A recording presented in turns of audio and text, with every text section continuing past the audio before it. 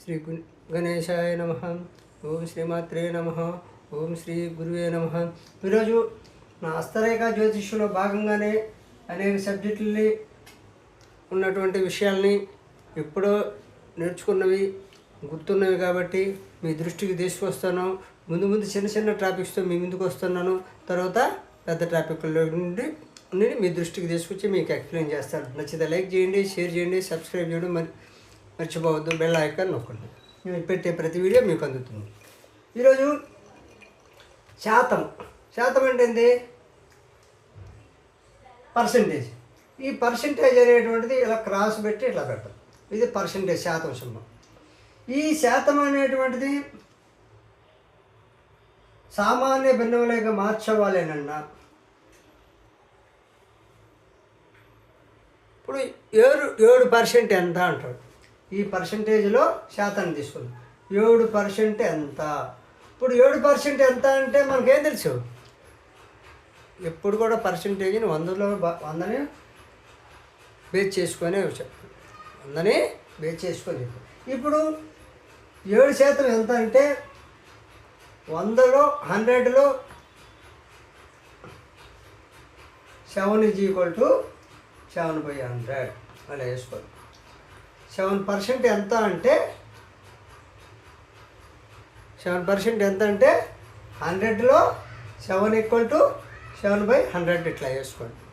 అప్పుడు వేసుకున్నప్పుడు ఈ శాతాన్ని సామాన్య భిన్నంలోకి మార్చవాలంటే 100 భావించాలి. ఈ దీన్ని సామాన్య భిన్నంలోకి మార్చాలంటే ఏం చేయాలి?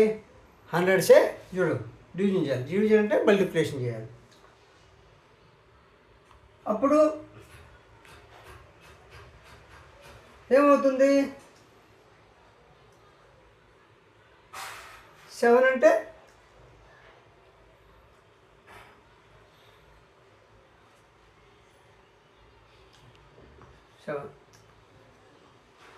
ఈ 7ని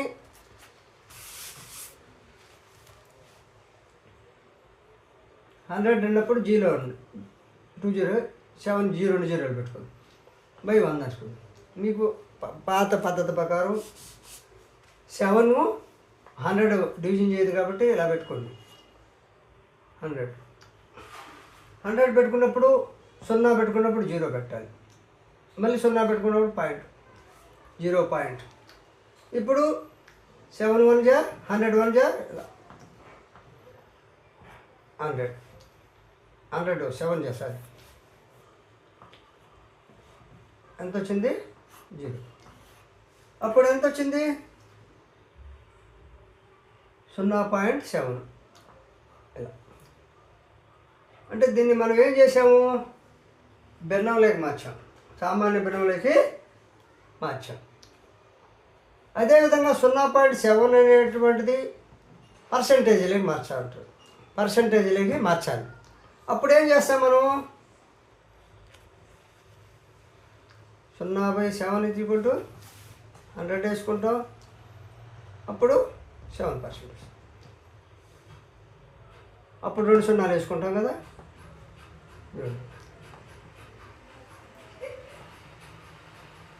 7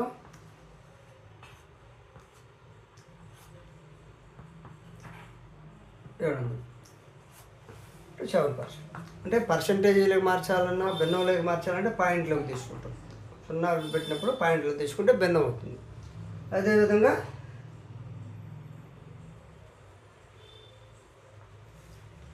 పర్సంటేజ్ని కనుక్కోవాలంటే ఈ భిన్నాన్ని మళ్ళీ 100% డివిజన్ చేస్తే ఈ విధంగా పర్సంటేజ్ వస్తుంది. కాబట్టి ఒక 7 అనే నెంబర్ని పర్సంటేజ్ని తీసుకొని భిన్నంలోకి ఎలా మార్చుకోవాలి, భిన్నాన్ని మళ్ళీ పర్సెంట్లోకి ఎలా మార్చుకోవాలి. ఈ భిన్నం అనేటువంటిది 100ని బేస్ చేసుకొని చేసుకోవాలి.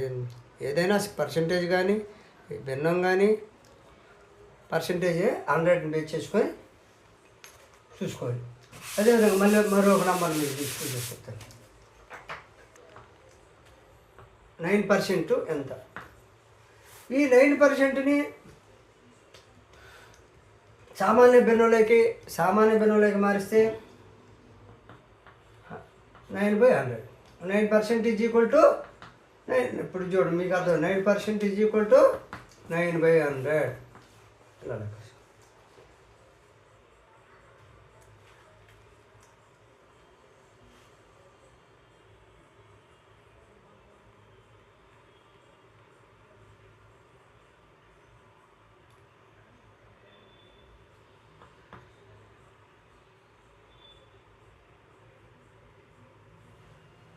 నైన్ బై 100 మల్టిప్లికేషన్ దాకా చేసిన 7 చేసినట్టు చేయండి.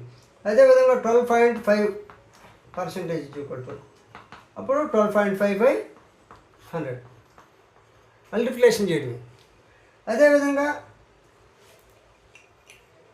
సామాన్య పెన్నును పర్సంటేజ్లకు ఎలా మార్చాలి? ఇప్పుడు పర్సంటేజ్ ఇస్తే ఇలా వేసుకుంటే వాల్యూ వచ్చేస్తుంది. ఇందాక 7/100 ఈక్వల్ టు 0.7 ఇలా వచ్చిందా?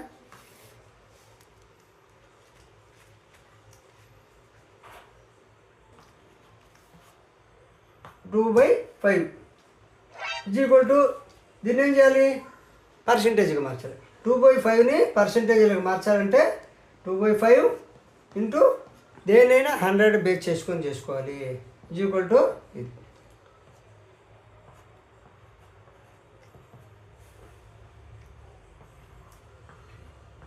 చూడండి, అంటే 2/5 ఈక్వల్ టు పర్సంటేజ్లకు మార్చాలంటే ఏం చేయాలంటే 2/5 ఇంటూ 100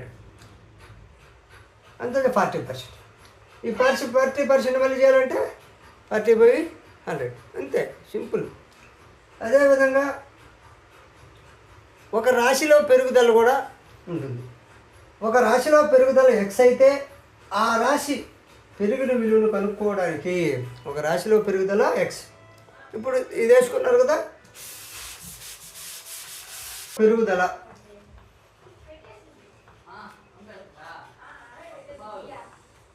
ఒక రాశిలో పెరుగుదల ఈక్వల్ టు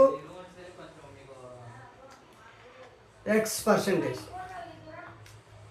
ఒక రాశిలో పెరుగుదల ఈక్వల్ టు X% అయితే దానిని 100+Xగా పరిగణలోకి తీసుకోవాలి.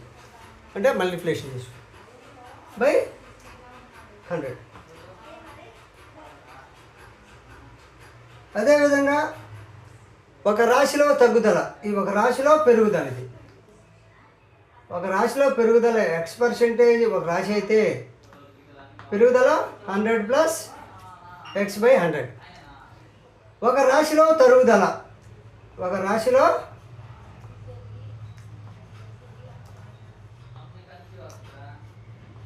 రాశిలో తరుగుదల ఈక్వల్ టు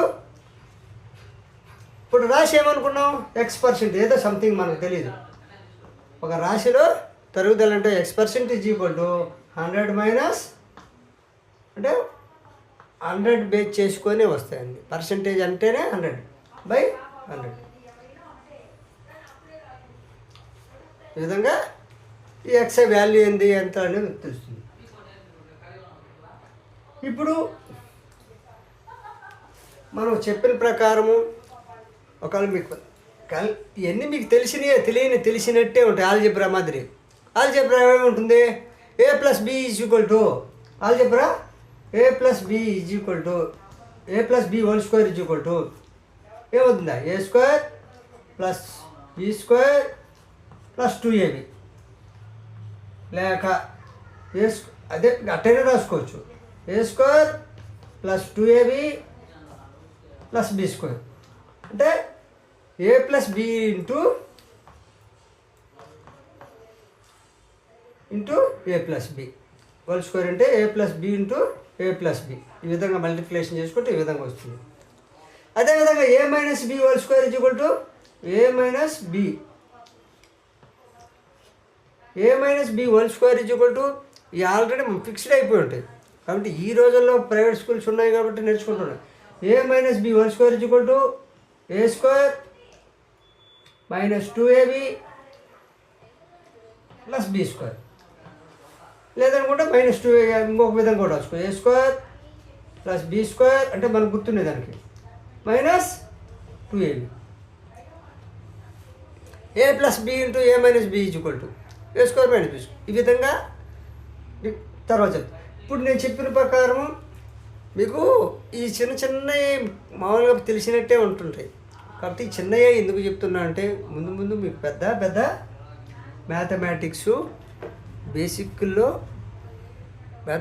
బేసిక్స్ని ఒక అవగాహనకు వస్తే తెలిసినవి కాబట్టి చూసినందు వల్ల ఇంకా మెమరీ పెరుగుతుంది. కాబట్టి ఈ బేసిక్ని ఎప్పుడైతే మ్యాథమెటిక్స్ని గుర్తుపెట్టుకుంటామో పెద్ద మ్యాథ్స్ని కూడా మీరు సులభంగా పరిష్కరించుకోవచ్చు, మార్క్స్కు స్కోర్ చేసుకోవచ్చు. కాబట్టి చిన్నదాన్ని నిర్లక్ష్యం చేయొద్దు. నచ్చితే లైక్ చేయండి, షేర్ చేయండి, సబ్స్క్రైబ్ చేసి బెల్ ఐకాన్ నొక్కితే నేను పోస్ట్ చేసే ప్రతి వీడియో మీకు అందుతుందని తెలియజేస్తూ జై హింద్.